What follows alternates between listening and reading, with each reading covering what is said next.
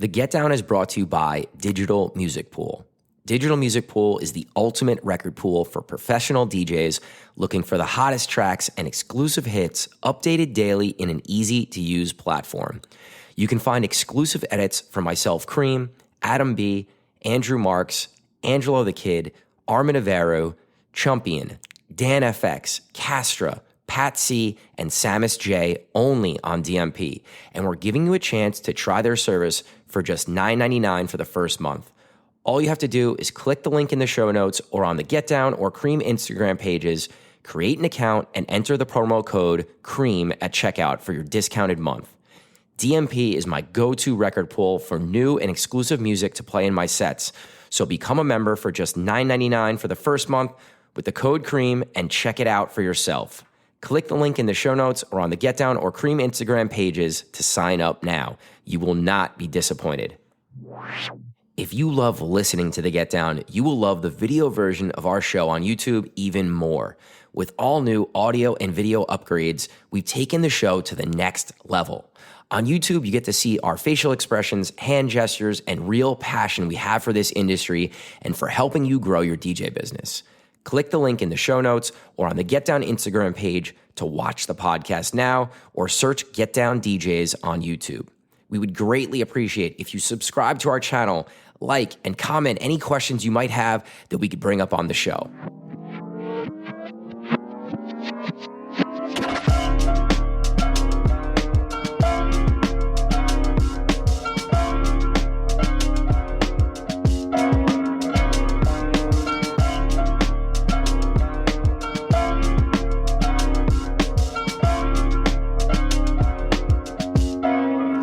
All right, what's up, guys? Welcome to the 133rd episode of The Get Down. My name is Cream.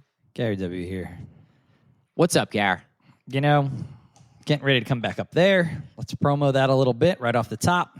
Yeah, let's do a little. Let's get some promo out of the way first. So first and foremost, this podcast is going to come out on Wednesday, and we have our Beats, Bartenders, and Brushes Get Down Open Decks party. It's in Hoboken, New Jersey. If you guys that are listening want to come check it out, want to come throw down a set, we would love for you to come check it out. And this particular Open Decks, Gary and I are going to be the featured DJs and maybe throw down sort of a back-to-back-ish set. I don't know. I don't know what's going to happen.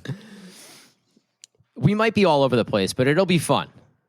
Definitely. I mean, I kind of have what I want to do in my head, but that could always change in the last second.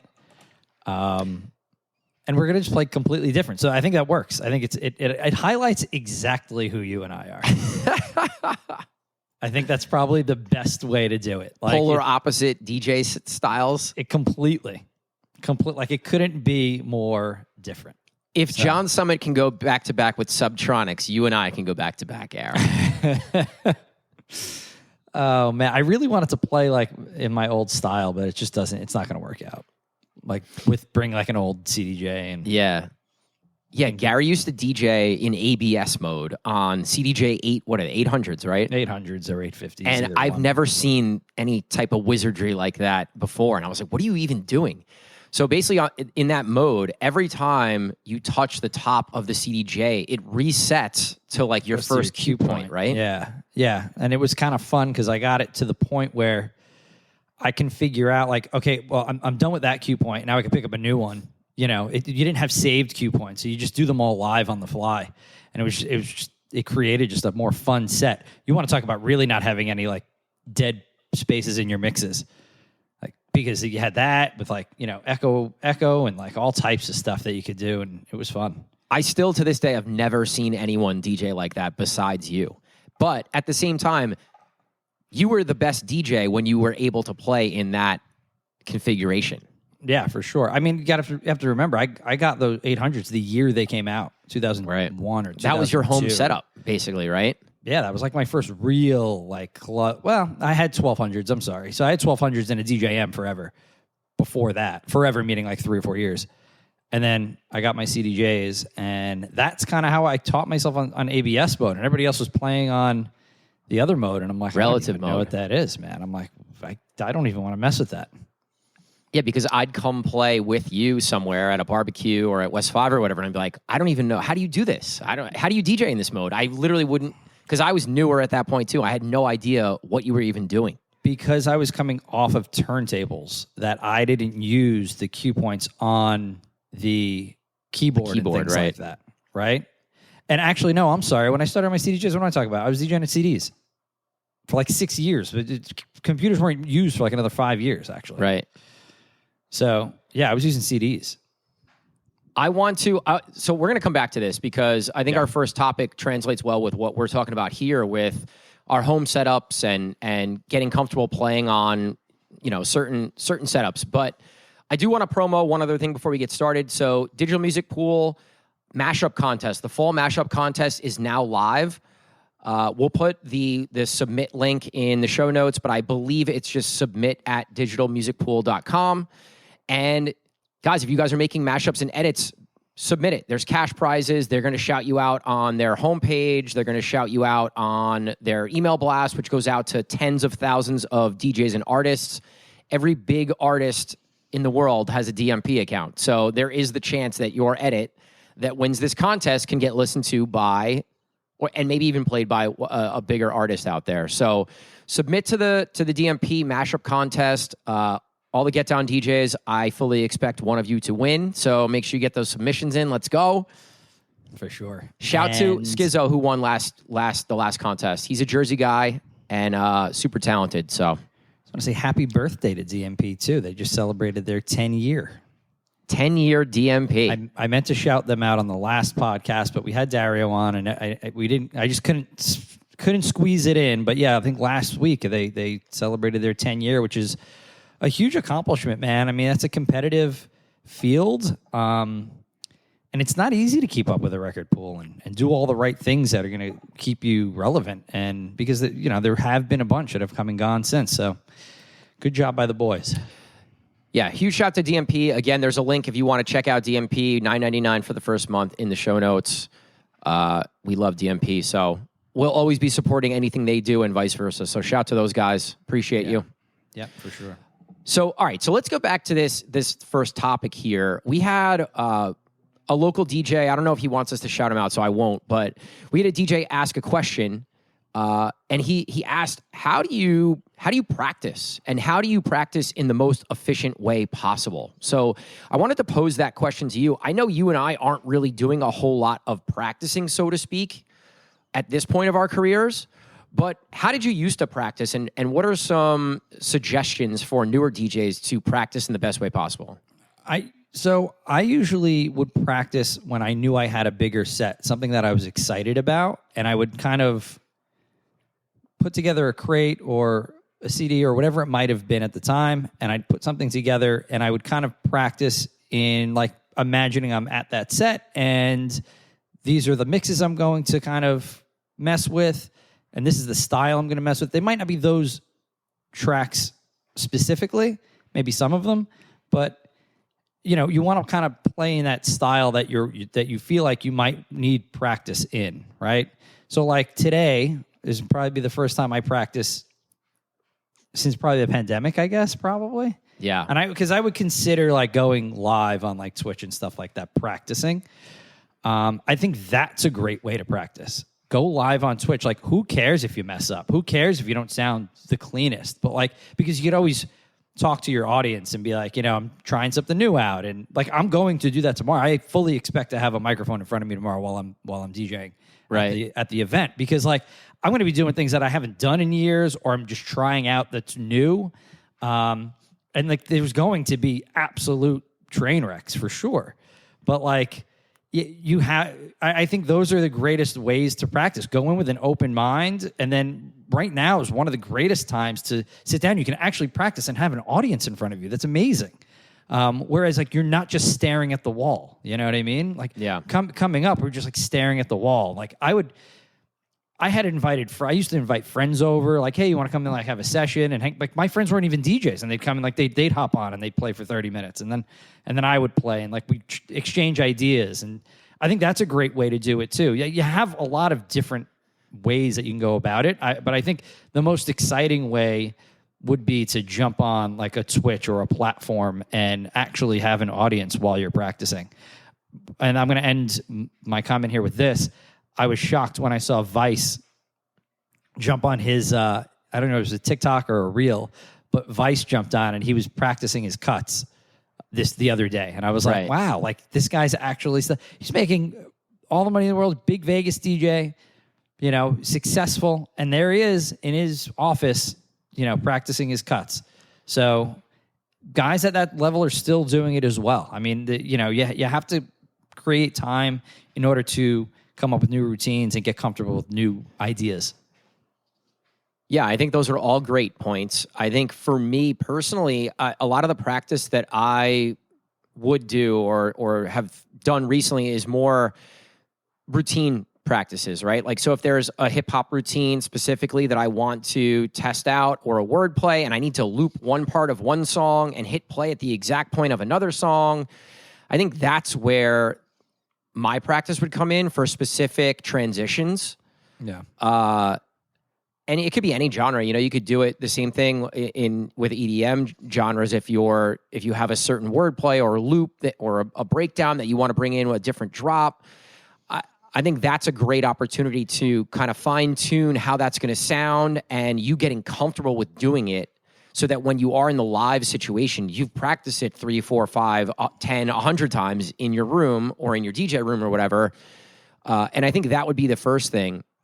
As far as going live or recording for TikTok, I think that's another great way to practice, because you have to put, like, even if you're putting together those top 5 lists, right?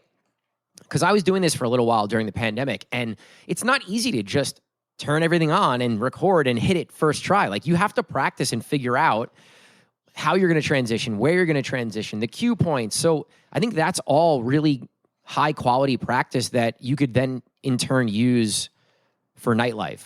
Yeah. And then you brought up the cuts with Vice. With Vice.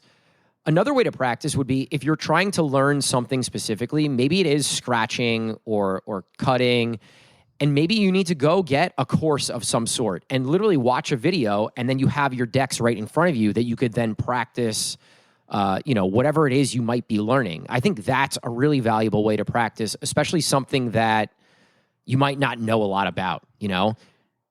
I mean, the power of YouTube is wild, right? Like I've spoke about this before. I built a bathroom from scratch. Never had done that before in my life, and like tore everything down to the studs. And just okay, well, I don't know how to do this, so YouTube's good for that, right? Yeah. And for everything, for anything in life, and especially for DJing and scratching and learning different cuts and different fader tricks. Like YouTube's phenomenal for that stuff. Yeah, YouTube is incredible. You know, like even practicing for Ableton, it's another thing. Like, how do I warp? How do I pitch bend? Like, there's, you could search for anything on there, and that's practice too, right? You might not be making or learning something while you're producing for any specific track, but you're just learning a new technique, that you can use, and it's in your tool belt. But I want to shout, Ragosa has a really dope course for cuts and scratches and stuff, and learning how to scratch initially, which I bought, and I kind of ran through some of those lessons that I was trying to improve my skills in. So, and this was more recently. So there's always time to learn something new and practice and get better in an area that you might not be, that proficient in. So whether you're a brand new DJ and you're just learning how to blend 2 songs, or you're a 10+ year DJ that's trying to learn a new skill, there's always opportunity for high quality practice. Technology's ever changing. So, I mean, if you're one of those people that likes to stay on top of all of the features that whether it's your controller, your CDJs, or your mixer comes with, there's always, every year, there's something new that you can learn, right? Yeah, I think also to speak towards the efficiency part of because it's one thing, right? Like, I'm going to turn the decks on and my computer or whatever, my sticks, and get just play some tunes. Like, that's fine too, but that's not dedicating time to practice. I think to be the most efficient possible, you want to say, all right, I'm going to spend 2 hours right now, a block of time, and I'm going to learn these 2 or 3 things, or I'm going to practice this one thing. And you practice it and practice it and practice it until you feel like you've taken a step forward. And then you can move on to the next thing. And maybe that second part of your practice session, maybe that is a routine or a wordplay that you're working on. So the first part can be like a technical aspect or a skill. And then the second part can be a routine or something that you're going to then translate to your live sets. I think that's great advice, because you can get caught just kind of being stagnant and not really doing anything. Like you're there playing music, but you're not doing anything. You're not accomplishing right. You're just playing anything. Music. Right. It's kind of like if you're a basketball player and you just go to the courts and you're just shooting around. You're not really accomplishing anything by doing that, right? Like, so yeah, that's a great piece of advice. I'm going to throw one other thing that you guys can do as well. If you're playing day sets or a slower set and you're kind of a little checked out and it's not that busy, or it's super early in the day and there's nobody there, a great way for you to get more engaged, record that part of your set and use it as, hey, I'm going to record this set and post it. And you're going to take that set way more seriously. And you want to make sure your blends are clean and your cuts are clean, because this is something that you're thinking about putting out into the world. I would look at that also as a form of practice, because you're not necessarily party rocking a room where you're feeding off someone's energy, but you're using that time to get better and create something that you're going to put out into the world. Yeah, we've said that in past podcasts, and how to stay interested in slow sets during those like off hours, and that's one of the main ones, right? Yeah, it's just really finding a way to engage yourself in what you're doing and not just check out, because people are still there listening to music. Whether it's 10 people or 20 people, there's still people there, right? So you still want to be able to perform. I understand how hard that could be some days, but that is good advice to just. We all forget to record, honestly. Like when I talk to most DJs, like, I forgot to hit the record button. Yeah, I think it's something that I think older DJs probably really need to check in on a little more. I set alarms on my phone for big sets. So if I know my set time is 11:45, at 11:40, I have an alarm going off my phone saying, record your set, idiot.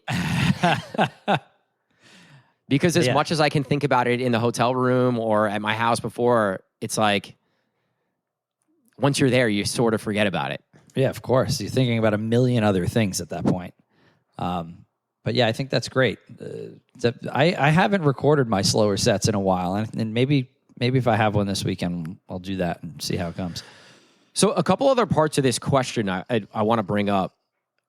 How do you track your progression over time? So if you're setting aside these blocks of time, once a week, twice a week, 3 times a week, how do you know if you're getting better? Record it. I think that's the number one thing. Like, I can remember tapes, like mix tapes that I made when I was a freshman in high school, and like listen back to them. And it's like, wow, like that was sloppy, or there was like 45 seconds of just like drums, like with nothing else happening, like in all this dead space. And like, then I listened to like a mixtape from like 2 years later. It's like, wow, I really improved in this way. Like, your ear gets trained to know what sounds better. Right. So what happens is it's hard to gauge what it sounds like when you're doing it live. When you go and listen to it back and you cringe, you know that it wasn't that great. And there's room for improvement, right? And then it's like, okay, well, I can hear this is what I did bad. Right? I need to clean this part of the mix up, or this part of the scratch needs improvement. And then you can go back and hone in on that little piece of it. Right, and then spend your next practice session fixing that. Right. It's exactly like in sports why everybody has an iPad on the sideline these days, right? You want to see it. You want to be able to see it immediately and hear it immediately, and then you can fix it, as fast as possible in order to get better quickly and efficiently. No, that's great. So I want to reiterate the fact that, guys, if you have more questions, like this is from a listener. So we want to answer more questions that you guys submit. So if you have a question, feel free to DM us. If you have our numbers, shoot us a text or email, and send us some more questions, because I think it's important to hit some of these that maybe Gary and I don't think about. And this is not something we've ever talked about, 133 episodes in, I don't think. We focus so much on the business aspect of DJing that I feel like the technical aspect of DJing sometimes gets lost in the shuffle on this podcast. And because that's where our mind is more in the business section of this, and it's so kind of far removed from the technical aspect of DJing, where I like these questions because these are things that I haven't thought about in a long time. Yeah. And probably things that you and I can use moving forward from a technical side. Yeah, for sure. For our for our talent side. So all right, so great question. Great question. Thank you. Let's move on to the next topic here. And we have talked a lot about venues having identities or lack of identities. But I think I want to talk a little bit about why it's really important for us as DJs to have actual identities. And we could talk about it both from a booker standpoint, but also from the DJ side of things and how it's helped you and I having an identity in trying to get booked and growing our names out here. There's a lot of different ways to look at this, because as you're posing the question, I'm thinking about okay, when you're establishing an identity, you kind of have to know what your end goal is. I think having your goal, knowing your goals in your mind and having them written out, and what's the long-term goal, and how can I establish my identity as a DJ right now in order to get to those goals. I feel like if you don't have those end goals, it's hard to understand where you're going. You know what I mean? Yeah. It was never my end goal to be the biggest DJ in the world, right? It just never was. So I really loved to be an open format DJ. So it was really important for me to be good at a lot of different genres, right? And I think if somebody sat me down 10 years ago, actually more than that now, 15 years ago, and was well, where do you want to be at as a DJ? And it's well, I want to play a lot of hip hop and I want to play a lot of house, right? And that's where I was comfortable 15, 20 years ago. And I think that sometimes you talk to some DJs and they're just not sure what the end goal is. They're interested in maybe many different things, or they're interested in just one specific thing. And it can stunt you from an early DJ standpoint. If you only want to do trap music and you want to still make money weekly, you have to be better you have to be better at not just trap music. You know what I mean? Yeah. It's okay. We bring this up, and I think it's easy for you and I, who are more veterans here, to know what our identities are. But I think as young DJs, maybe you don't know what that is, and that's okay. But I think that you need to figure it out sooner than later, right? And once you figure it out, you can then set those goals like you're talking about and be more focused on how to get to those goals. And having an identity and understanding where you want to get to is the first step in all of that. Yeah. And then once you understand that, you can start picking and choosing to do or not do certain things based on whether it fits into that idea, right? Yeah. It's a lot easier said than done, and I'm a great example of this, right? I've sort of had a similar goal over the years. It's changed slightly, but I think certain things have gotten in the way of some of those goals. And that's okay, right? Things change, goals change, businesses change, right? Yeah. What interests us changes. It's okay to change what that identity is. But it's important when someone looks at your Instagram or listens to a mix or, checks out your EPK, they understand who you are. Hey, this is a club DJ, right? His pictures are all club style, pictures in the club, pictures of him doing things that are club DJ related. Yeah. Where, if you're doing a private event, that's going to be completely different. And everything that goes into that needs to be completely different. And bookers and people are going to go look at this, and they need to have a clear understanding of who is this person at a glance. Because if they don't understand you at a glance, they're probably not going to dig deeper into, let me go listen to his music or her music, and let me go download their mix, and let me go check out their Instagram. it could be a completely wrong booking. And then it puts that DJ in a situation that's not good. It puts the booker in a situation that's not good because maybe that person's not comfortable with the style that is needed for that venue. I mean, listen, it just happened to one of our guys down in DC. You know, and I was down there with him, and like he wasn't the DJ for that room. Right. But he made it work as a professional, right? Did a good job. But like I don't know, like it was like, what the hell's the booker thinking? And I don't think that had anything to do with it wasn't the DJ's fault. His identity's cut and dry in front of you. You go visit his socials and things like that. Like we know who he is.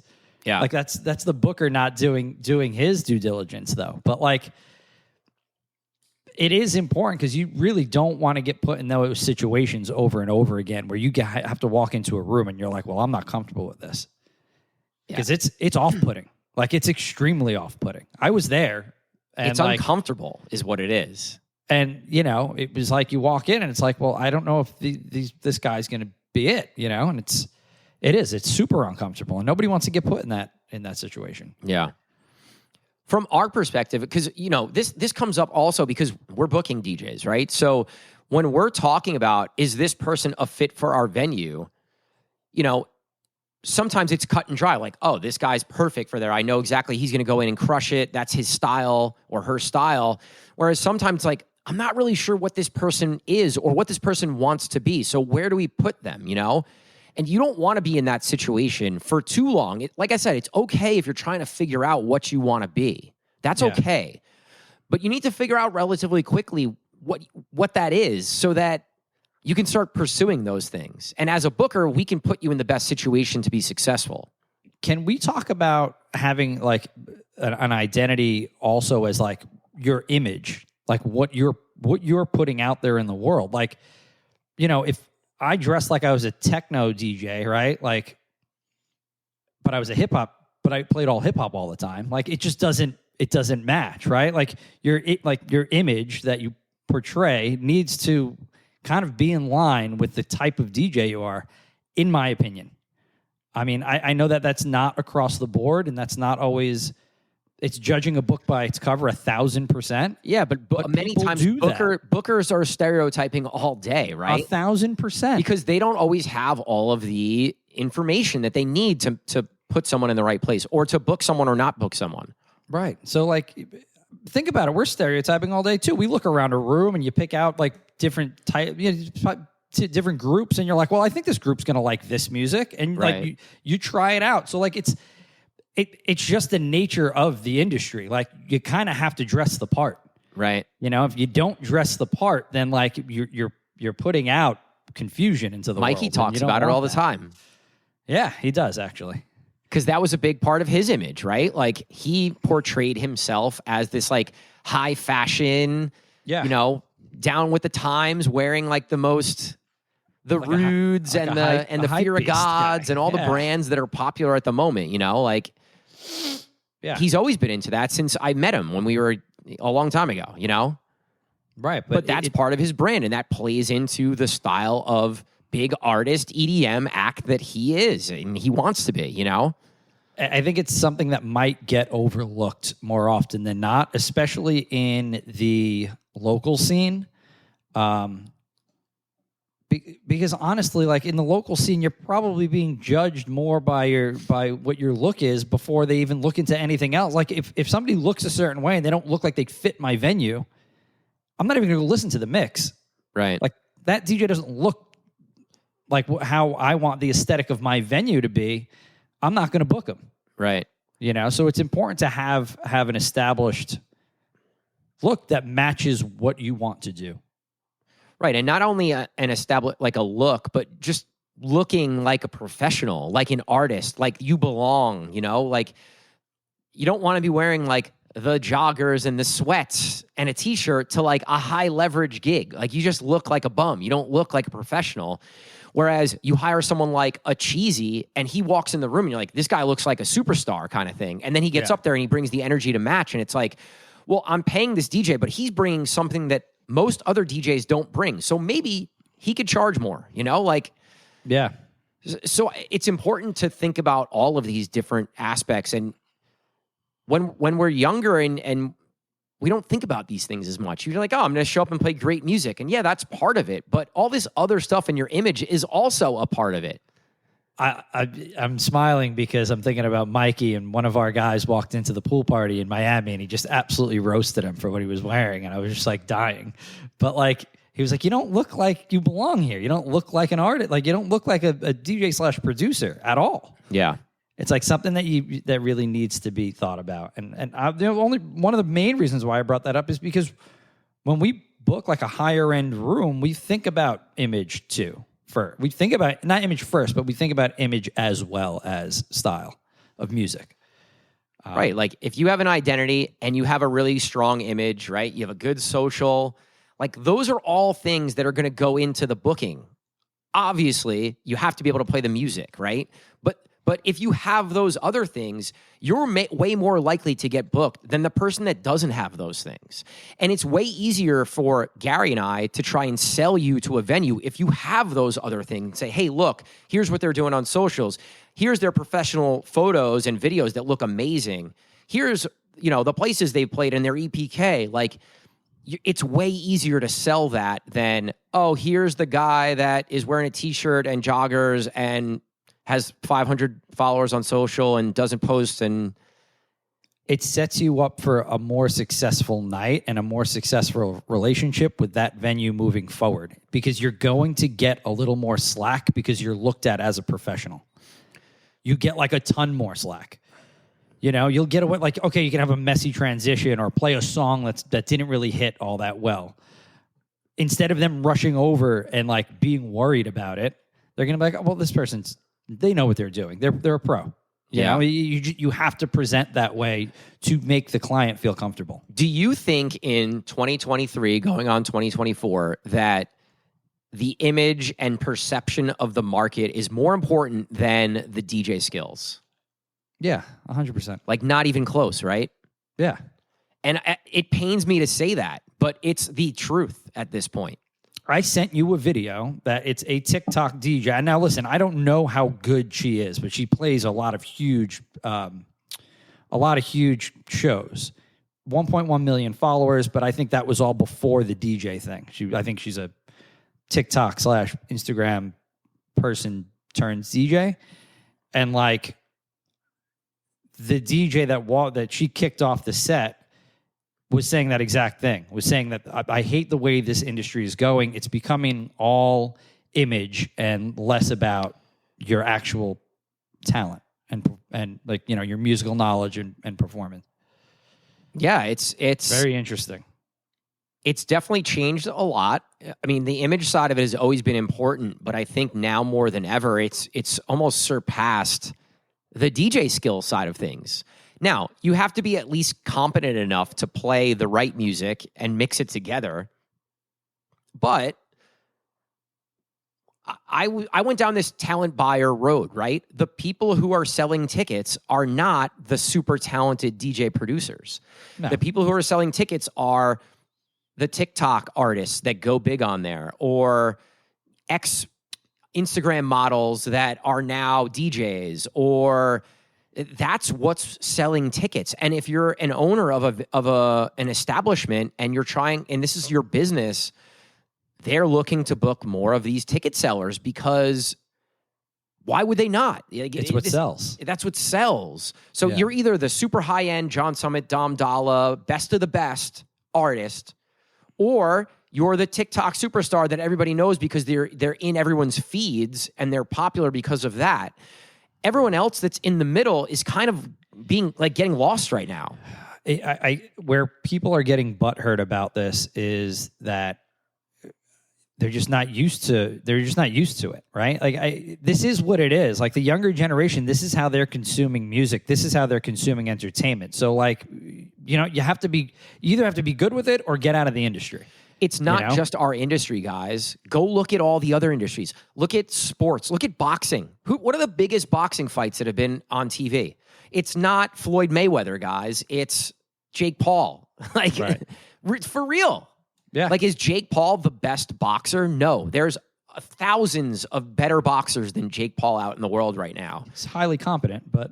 Right. Like, he's good. I'm not getting into whether he's a good boxer or not. Right, But the point is, like, it's not just the music industry that this is happening in. It's happening across a lot of different industries. Yeah, I mean, it's reminiscent of how reality television shaped what television looked like years ago, right? It's kind of reminiscent of that. Like, we're seeing social media shape industries, and it's shaping ours. And the guys that have been around for a long time don't like it. And listen, I texted you. I'm like, I hate it. Like, I hate that people are standing there staring at me or staring at the DJ. Everybody's got their phones out. But, like, it's what's selling. It's what everybody's into. It might not be what I'm into, so I don't have to go to a show, right? And I don't have to DJ the places that people stare at you at and don't, like, really engage and dance. Like, and I choose not to, you know? And I'll never put myself in that situation, right? But I'm not going to go on social media and blast these people, because this is what the industry is. And it's adapt or die. And whether you want to do it, that's fine. That's up to you, but don't bitch about it. But to go back to that video, in case anybody looks it up, about that Instagram model kicking off the DJ, she came in and shut his music off during a build on his last track. Who was that? 'Cause you sent me the video. I'm like, what is this? It's like a hard tech DJ. She's like become like a tech DJ, a hard tech DJ. Yeah.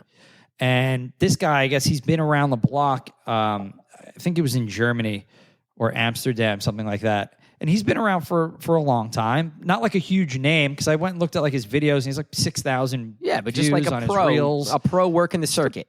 Right, exactly.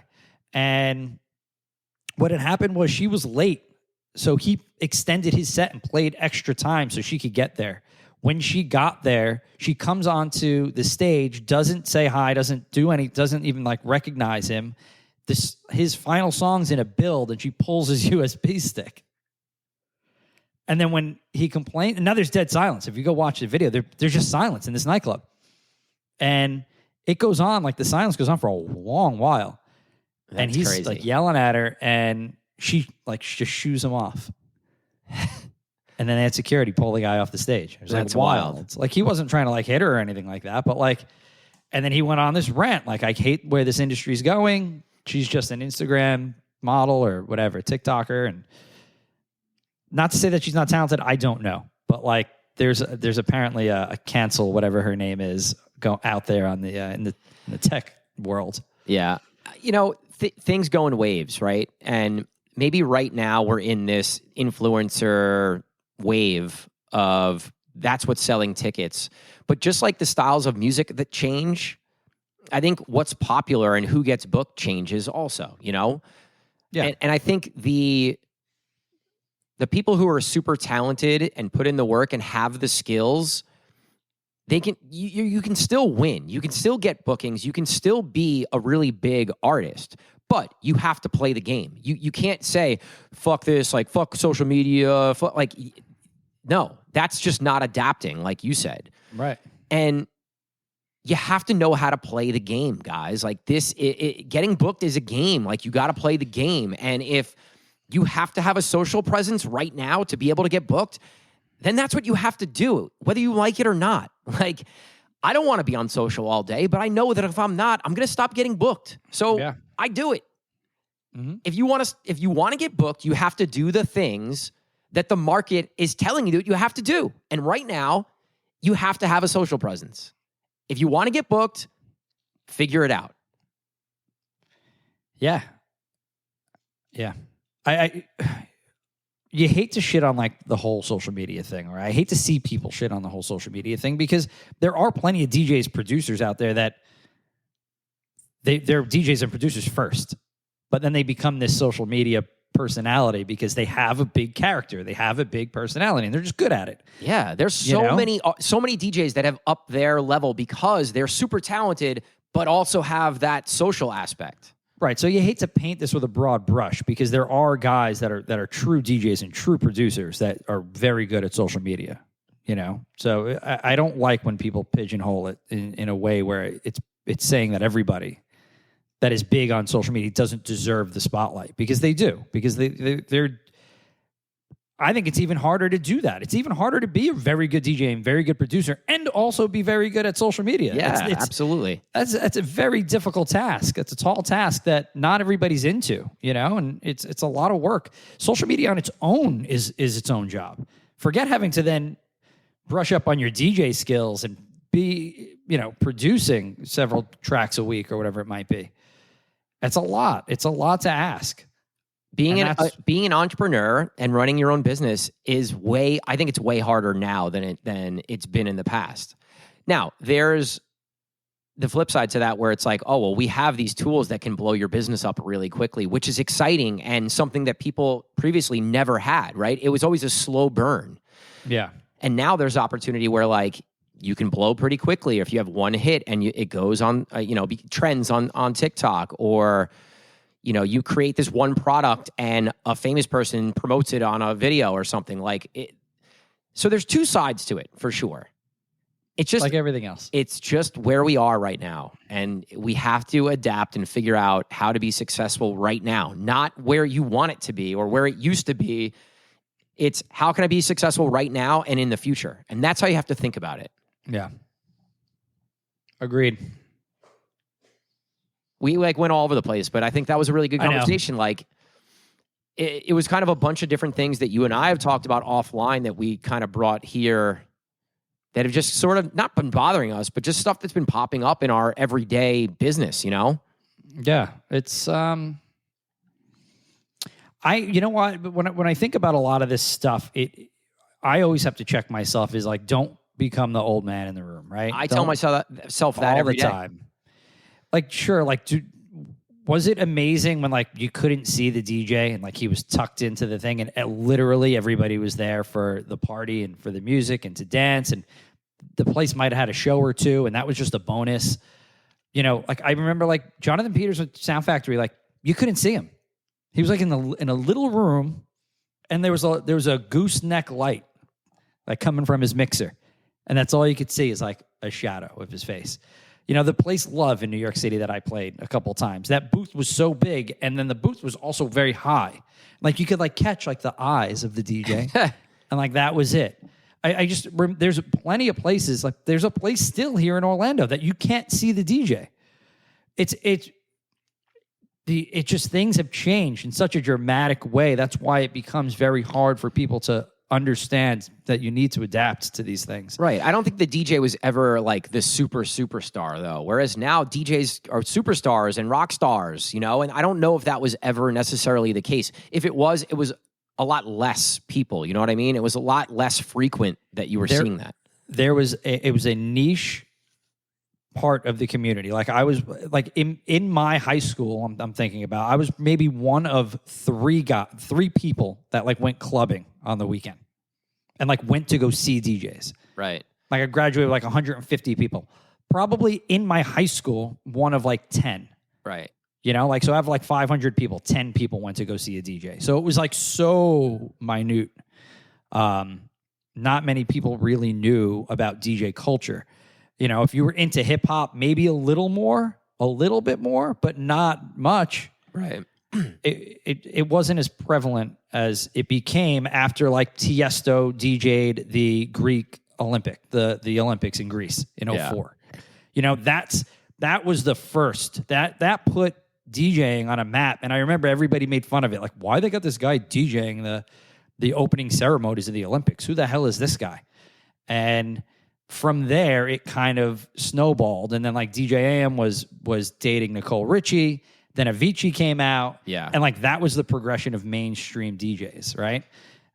I think more so, it was more of people wanted to go to the places that created this really cool vibe and experience. And the music was part of that. It wasn't the focal point, right? People weren't paying tickets to go to Limelight in New York for one particular DJ. They were, but that's what I'm saying. It was such a very, very small group of people that knew who Danny Tenaglia was. And Junior was playing, oh my God, I almost called it Avalon, Limelight. And Junior had another party that he would do, and Madonna would show up all the time. But everybody was there for Junior. You know what I mean? But also, I think like people are going there because it was a fun time, and then you get to know who the DJs are because you're there all the time, type of thing. And then you start going because like Junior was there, or whoever was there, right? And even later on with Pasha, it was sort of the same thing, right? Like sometimes you buy a ticket to go see a DJ, but sometimes you're like, I just know Pasha's fun. It's a good vibe in there. They're like, they create this really cool environment. Maybe I don't know the DJ, but I'm going to go there because I like going there type of thing. Right. That's more like the casual clubber for sure. You'd have the casual clubber all the time. Now, like I feel like, but everybody knows who the DJ is, no matter what. Yeah. You're not casually going out and Black Coffee's playing at the, Mirage or whatever, which, dude, that show, by the way, the Black Coffee show at MSG looked ridiculous. I'm so jealous of everybody who went. It did. It looked like a good time. Think about that. Like Black Coffee selling out the Garden. Crazy. Insane. Like, the Godfather of Afro House and selling out the Garden is a wild thing to me. Where like, I would have never thought that would have been on the map even 4 years ago. Like even on like, is that even feasible? Yeah. But so yeah, I mean the whole culture's come a long, long way, selling out stadiums and just insane. I love where it has gone, and I won't go out to the shows really anymore. Like I would have probably went to like the Black Coffee MSG thing, but like I'm just not into standing there and staring at the DJ. It's just not like I'll go to a Louis show, like I'll go to a Louis Vega show all day long. Because people are there. It's a different vibe. It's a different experience. Yeah. I was at Breakaway 2 weeks ago in North Carolina when I went down to Charlotte to hang with Angelo the Kid and, Olive Oil guys were down there. Hova was down there. That was the first festival I've been to in a while. I mean, granted, we were in VIP and like kind of set up differently than how I used to go to shows. Your spot looked pretty nice. Yeah, we had Eric from the owner of both the trios in Charleston and Charlotte, they had a partnership with Breakaway where they were having some of the artists who were playing the Breakaway Festival come and play Trio Charlotte. So, there was the Trio flyers on the big screen when we walked in. Like it was a really cool partnership that they created. So we had a whole cool section.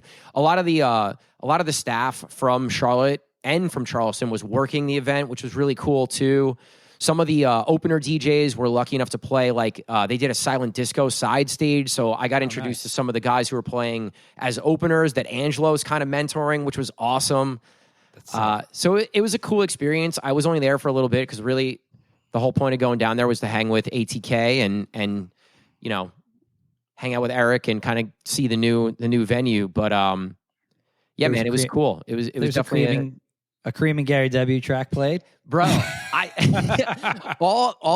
DJ that knows me, like I'll come hang out with you and you guys might play a Cream edit, and I don't even pay attention because I don't remember half the shit I make.